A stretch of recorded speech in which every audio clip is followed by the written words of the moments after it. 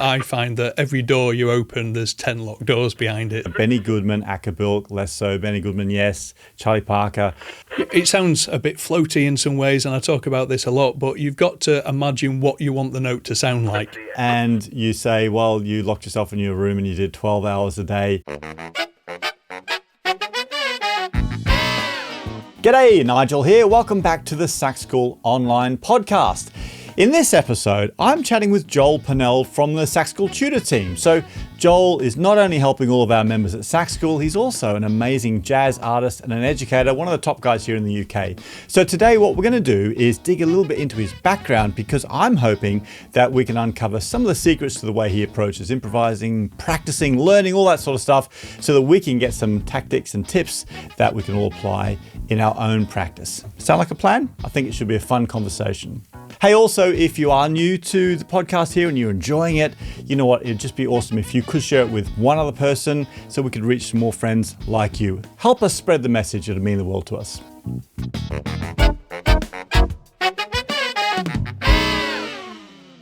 So, Joel, I was thinking about this the other day. You were actually the very first saxophone player in the UK that I spoke to when I arrived here, like 20 plus years ago. Yeah. So it's quite strange to think that now we're working together on Sax School, helping all of our members in there and doing stuff together. It's funny how it works out. It is indeed. Yeah, I remember you calling me up when you'd first come off I think you come off the cruises, hadn't you? Yeah. And we had a mutual friend, trombonist called Kevin Holborough, who put you in touch with me, and you phoned me up scoping out gigs. What's the sketch? What's this UK place all about? Yeah. I suppose, though, in a way, it's not unusual that we are sat here 20 years later, because that's the way the music business works, isn't it? It's all about connections. All about networking, isn't it? Who you know. Well, it is. And then what you know. Yeah. And that's always a difficult thing to hear if you're kind of new on in your saxophone journey, particularly if you're young and got ambitions to do it as a career. But I know in my career, I can like trace everything like a web back to people I've randomly had conversations with. I'm sure you're the same. Yes. All the amazing players that we've had come and do masterclasses at Sax School, they all say the same thing too. Yeah, it's like a big family tree. It's like a DNA sort of music DNA. But I mean, from the point of view, it can be a bit daunting. It's like, well, how am I ever going to get anywhere? I've not got any gigs, and I don't know any other musicians. That's exactly like jam nights and things like that. Just getting yourself down, meeting some other players, chatting to them and stuff. That's how it all starts. That's how it started for me, and that's how it starts for most people. So you've just got to start that family. You do, yeah. It starts with the first person you meet and making those conversations. That's why all musicians are such friendly, happy people. We are. Are we? I think so, mostly. Okay, so we've got lots to talk about today, but I think one point that we could dig in on is, well, we know each other now because we're working on Sax School. So you are making amazing jazz lessons for our thousands of students inside Sax School. And they love your lessons, by the way. Even I love your lessons too. I'm learning loads of stuff. But you don't just help us at Sax School. For a number of years, you've also been working at the Leeds Conservatoire, right? And hey, even before I thought about coming to England, I'd heard about the Leeds Conservatoire and the jazz program. It's one of those schools that's got a reputation all around the place. So did you always see yourself as coming into being a jazz artist and a jazz educator? Well, definitely a jazz artist is what I wanted to be. I didn't see myself going into education, but here I am doing it, and I love it. I'm really glad I did get into that. I love seeing, I've worked at the Conservatoire for 24, nearly 25 years now, so quarter of a century. Oh, that makes me feel old. And obviously, I've taught thousands of students in there who are all fantastic, and all what I really like about that kind of sector, is they're there because they want to be there. They're not forced into playing it by the parents. They've made a decision to come and study music, so they're all really passionate about learning, and they all go off and have great careers, and that's really kind of satisfying, from a teacher point of view, when you see that they're headlining a festival somewhere, or they're on this recording or doing this, and they're all making a living out of music, and sounding great, sounding much better than I am. That's for sure. In a lot of cases. So I love that side of it, and I like teaching, and it's good to share what you've learnt and, and find ways of communicating music, which is always a weird thing anyway, because the language of music's music. So to be able to and it makes you analyse yourself. That's what I like. It's like, well, I do this and I do it quite naturally, but now I've got to teach you to do it. You've got to really think about it, and you learn a lot from teaching, because you've got to kind of learn how to teach it, and it makes you really kind of engage with what you're doing clearly, and sometimes you realise you're not doing what you think you're doing, and it creates practice subjects, for yourself, and things to work on and stuff like that. So I completely agree with you. Agree with you. I think teaching is actually one of those things that helps you to be a better player. And a lot of people who don't teach don't think about it that way. But because you've got to go through that process of breaking down what you're doing in a way that somebody else can understand, it forces you to really clarify the way you think about things.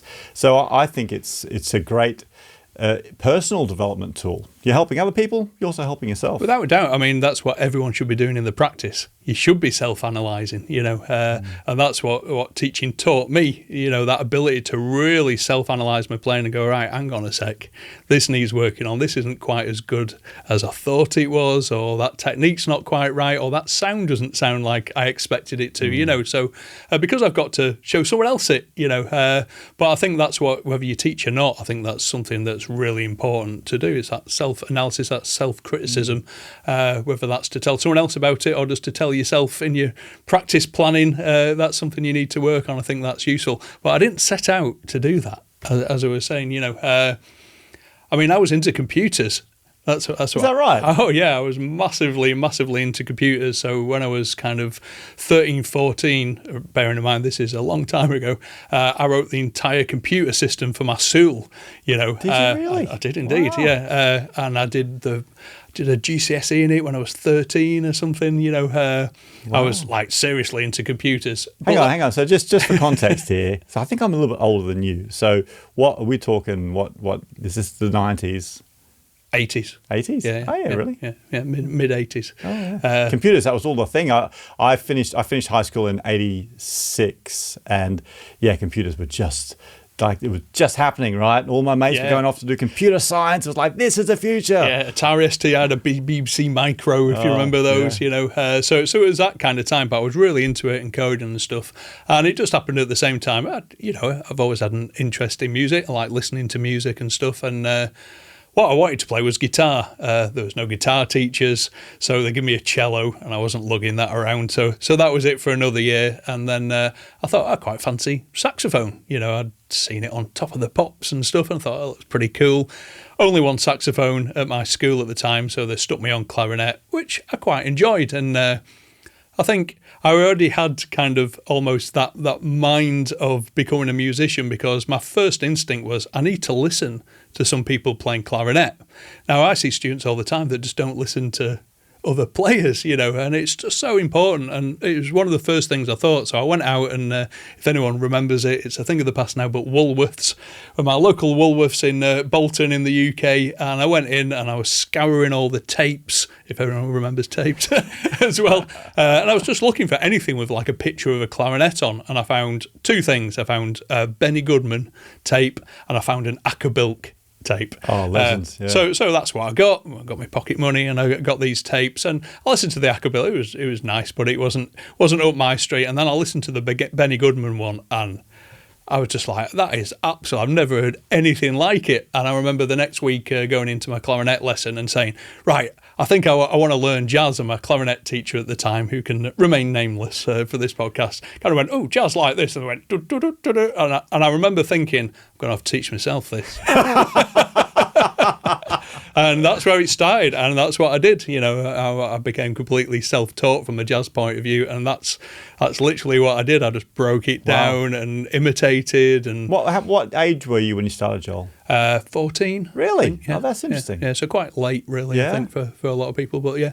And that was me hooked, and then I eventually got a saxophone and did the same thing, went to Woolworths, got a Parker collection tape, Charlie Parker, and I listened to that, and I was like, right, this is it. And computers went out of the window, and and a very financially lucrative career turned into me deciding to be a musician, and off I went to study at what was then actually where I've ended up working now, but it was a bit of a different institution back then. It was called Leeds College of Music, and it was actually the first place, I think, in Europe to offer a degree in jazz studies, as it was at the time.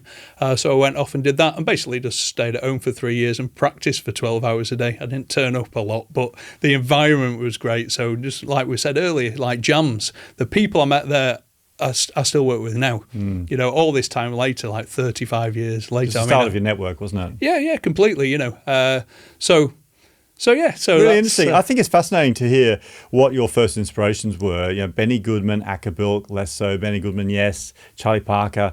I'm quite envious that you discovered Charlie Parker in your teens, because, I mean, I grew up in a little town in the north of Australia, and I didn't have access to anything like that, really. I wish I had. I didn't discover that till I actually got to music university, although I love jazz. But you know, when I first heard it, I thought, well, this is it. Like, it's like the blinds going up, and you think, oh my God, this is what it's all about.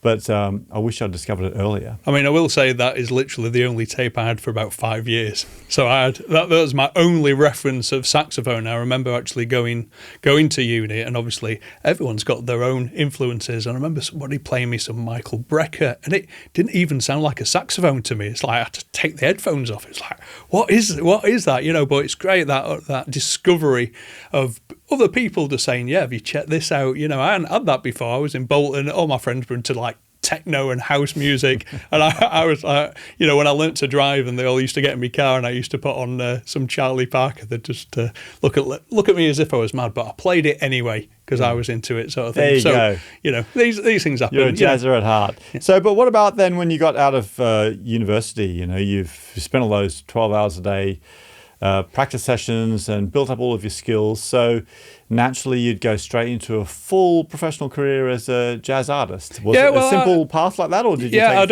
I'd already started gigging when I was about kind of 15.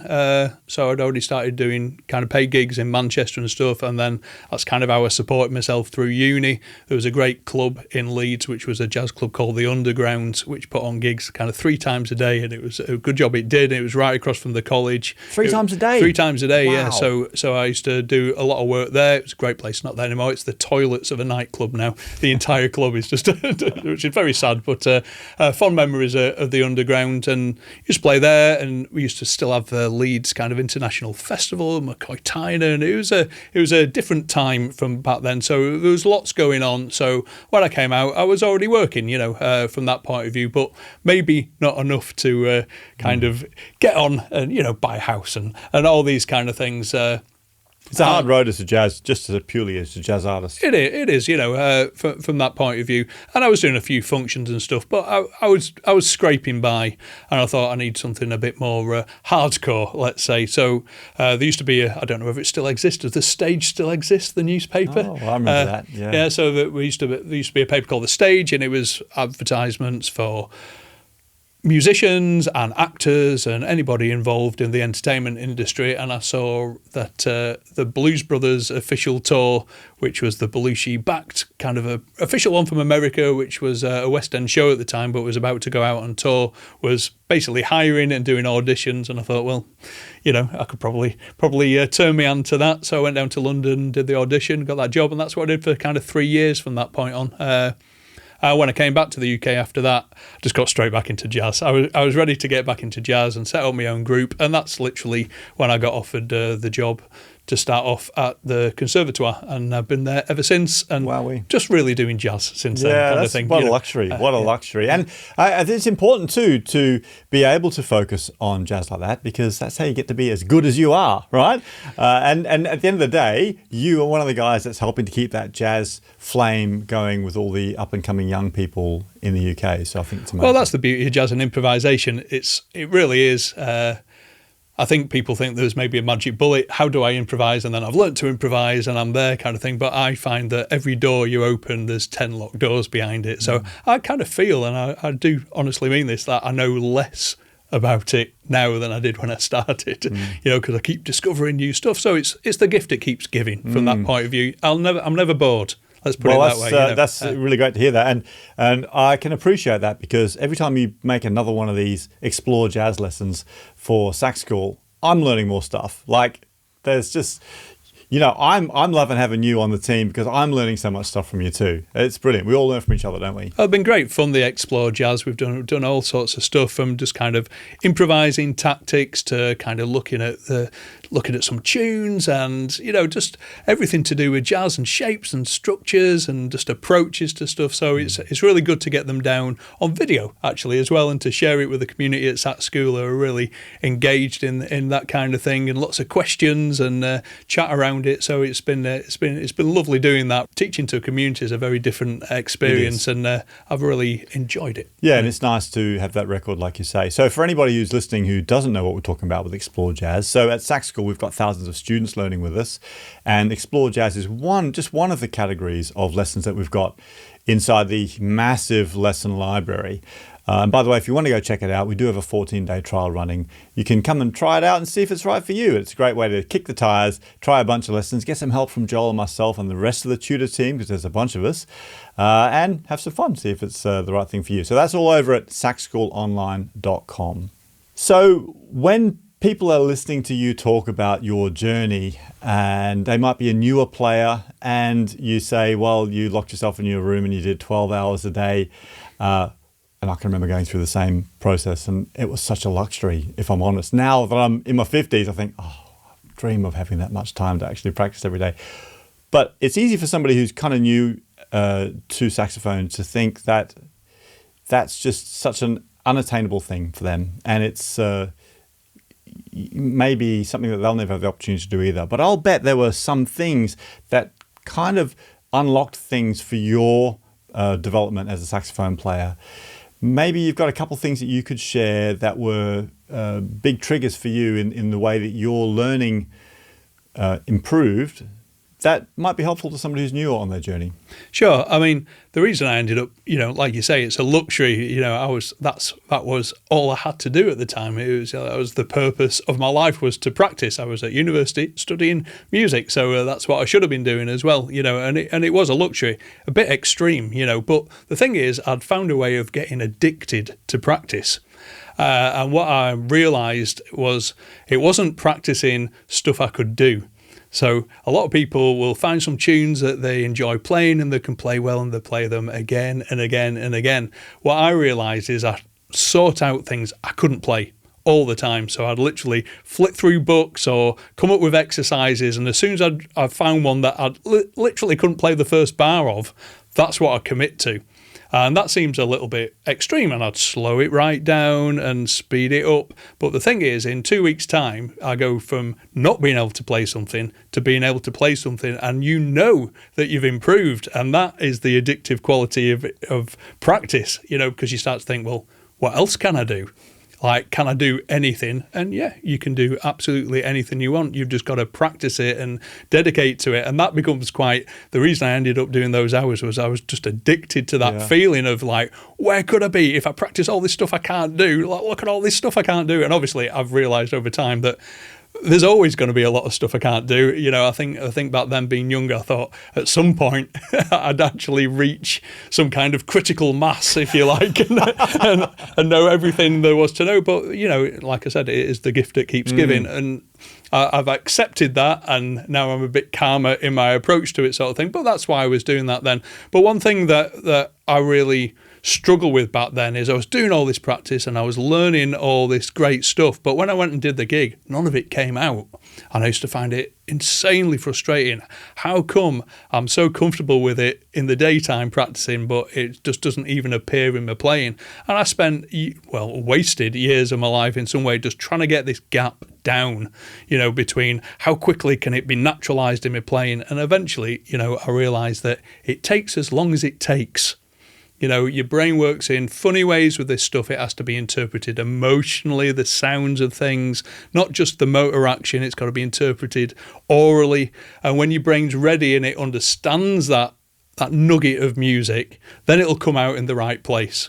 And I always gauge this, and I still gauge it in this way now, is if I'm playing something, let's say one of the lessons that I've done, one of the YouTube ones we did was a Triad Pairs, wasn't it? So I remember practicing Triad Pairs and loved them. It's like I can do them all and I know where to play them. But when I'd be improvising on a gig, I'd see a chord coming up and I think, oh, I can do a triad pair there. Now, that is not me performing. That's not natural. That's not musical. That's me still practicing on stage. And you don't want to do that. You want to enjoy your time, and then it should be natural and flowing. And eventually you get to the point where you play something, you go, ooh, I just played a triad pair there. And now it's in your vocabulary kind of thing. But it takes as long as it takes. And that has saved me a lot of heartache, that realisation. It sounds like a small thing, but I think a lot of people do that. It's a massive thing. That's a massive thing, because it's about understanding the way, like you said before, about the way your brain works. Your brain works the way the brain works, right? It's the psychology of the way that we learn. And removing yourself from trying to force that thing in and then letting it just happen. Yeah, completely. I'm a big believer in keeping practice as a work mode and performance as a fun mode. And as soon as you start to mix those together, where you try and bring your work into your fun time or the fun into your work time, it's quite detrimental, because it's frustrating. It's frustrating from the point of view of doing a gig and trying to do what you're working on when you're not ready. The work's not done.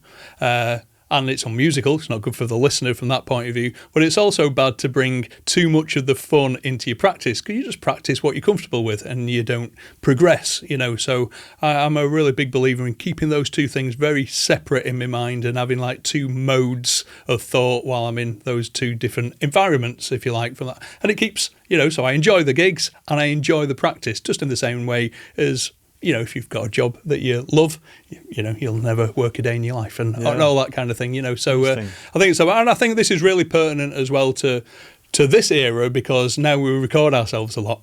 We're either putting ourselves on social media, or we do, for example, the Accelerator at Sax School, which is kind of one-to-one video tuition. It's video exchange. So my students have got to record themselves all the time. And it comes up all the time, why when I practice it and I do that scale or whatever it is, I play it perfectly, but then when I record it, it all goes to pot. Well, so this thing occurs still, but maybe in a more up-to-date format from that point of view, So there's lessons to be learnt there. Yeah, it wouldn't have been amazing if we had that video tool when we were teenagers. Indeed, or just the ability to record yourself without wheeling in a massive rig kind of thing, like it was back then. It costs nothing to record yourself these days, whether that's video or audio. So my advice, if you do get those nerves as well on maybe a slightly separate point, is just record everything. So it's not this kind of part of your practice where you go, right, I've done my practice and now I'm into the recording bit. Why not just press record when you walk into the practice room and forget about it? And if there's some gems in there afterwards, that's great. If you never listen to it again, just delete it. It's no big deal, but it doesn't cost anything anymore, and it's so easy to do. So why not? Yeah, that's really great advice. And I like what you're saying about the separating of the work mode and the play mode. Something we talk a lot with our Sax School members is about the structure of your practice and having elements of your practice. We talk about the 4-part practice routine, where the fourth element is doing something fun. That's like, that's the music that you love. But then the other elements are things that you're working on that you need to, not that you need to improve them, but they're things that are challenges for you that you're working on, building your skills, working on something new. And I think if you can get that, exactly what you described was finding a way to balance that out in your practice routine. And that's something we really encourage our members in Sax School to try and do as well. Yeah, I found the same in my practicing. And I think when I was younger, I tended to spend all of my time working on the stuff that I couldn't do and less time working on the performing aspect. And I think as I get older, not that I can do everything, I've still got loads of stuff I need to learn and get better at, but I'm better at balancing my practice so that I do more of performing type practice, where I'm thinking more about as if I was talking to an audience playing, and the other half of it is where I'm actually working on those skills and pushing the limits. How far can I go with this thing? How high can I go? How good can I improve my tone? All these sorts of things. Sure, and that's a really good point. I mean, I think if I was to give an overall philosophy for practice, I'd say you've got two sides to your practice. You've got the creative side and you've got the technical side. And I think it's really important that you never let one of them get ahead of the other. So if I learn some technique, I try and learn something creative to do with that technique. And if I hear something creative I can't play, I learn the technique to play it. So I'm trying to always keep that balance, because if you end up really technically proficient but you don't know how to use that in a musical way, no one wants to listen to that. You know, there's a lot of examples out there of great saxophonists, but they don't make the hairs stand up on the back of your neck. There's just no emotion there. It's not musical. It's like a robot kind of thing. You know, so that's no good. And from a creative point of view, if you're hearing all this stuff you want to play but you can't play it, that's really frustrating. So you've got to do it in this really stepped motion. Hear something, learn to play it.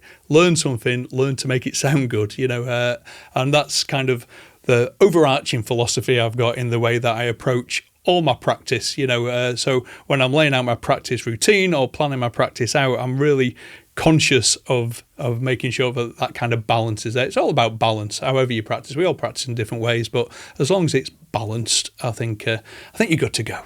Hey, I'm just going to jump in real quick and remind you that if you're enjoying the podcast today, don't forget to follow it on whatever platform you're listening so that you find out about future episodes. And if you're feeling extra friendly, then hey, if you're up for doing a 5-star review for us, that'd be awesome too. We'd really appreciate it. Okay, let's get back to the episode. So we've had a question this week from one of our Sax School members called David. And David was writing in saying that he finds on his saxophone the C sharp is like that middle C sharp. It's like the worst note on his saxophone, and he's wondering if we've got any tips of how you can alleviate that.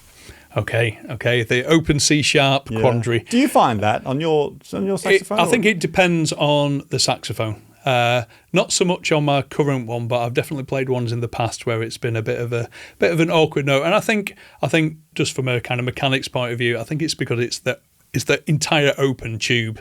And I think there's maybe some kind of balancing issues there. It can't be tempered with key work and things like that. So if the saxophone's not perfect, I think that's where it kind of shows a little bit. However, you know, we've got the tools we're given, so we have to find ways of making sure that we can play this in tune. And really, to me, these things come down to kind of referencing from other notes. It's pitching. You know, you've got to learn to pitch that note well, know what it should sound like rather than just blowing and hoping it sounds in that way. And if, depending on your level, and it should be something that you're practicing, you know, as soon as you can, to be honest, you know, actually working on the first overtone from your low C sharp is a great way of pitching it. It's kind of the opposite in a way, I always think, with that, because low C sharp, you've nearly got everything closed. And when you get that first overtone, you get that middle C sharp, and it's really in tune C sharp. So it gives you that reference for the opposite of everything open. I think it's an interesting note in a weird kind of surreal way. You know, everything closed but everything open at the same time. Yeah, that's interesting. I think also it can be challenging if you are a newer player. I'm presuming, David, you're quite new to saxophone, and I don't know about your setup, David, but I have played some less expensive saxophones that may have leaking issues or just be not a great design, where that C sharp does stand out. It's just, I don't know, the timbre of it is different, like the quality of the sound. And so, like you're saying, working on the overtones, even just working on building a great sound that you love on your G, A, B leading up to that C sharp, and also the D above it, right? And then our job as a saxophone player really is to try and even out the quality of that sound so that we get a consistent sound over a whole range. So if you've got a problem note on your saxophone, might be that C sharp, it could be the D sharp, it could be an F sharp, I don't know, it could be a B, depends on your saxophone, then it's trying to get that to be as consistent as possible.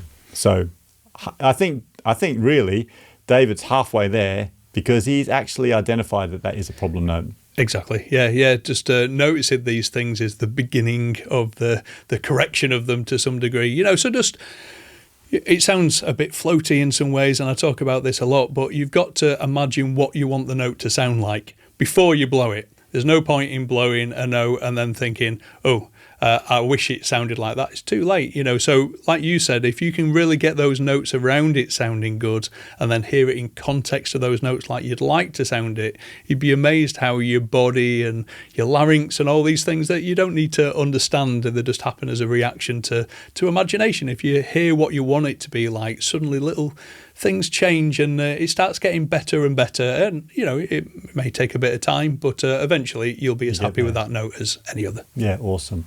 Hey, it's been a great conversation today. I really enjoyed actually learning a bit more about your background. I learned some stuff today that I didn't know. So I hope everybody else has enjoyed this episode as well. And don't forget, you can get the full transcription from today's episode over at saxschoolonline.com/podcast. You can grab the PDF or read through the transcript. Remember, we've still got the 14-day free trial over at Sax School, so come along, thousands of lessons in there, and you can get started right away. Awesome. Hey, thanks so much for spending some time with us today. Keep practicing hard, and we'll catch you on the next episode.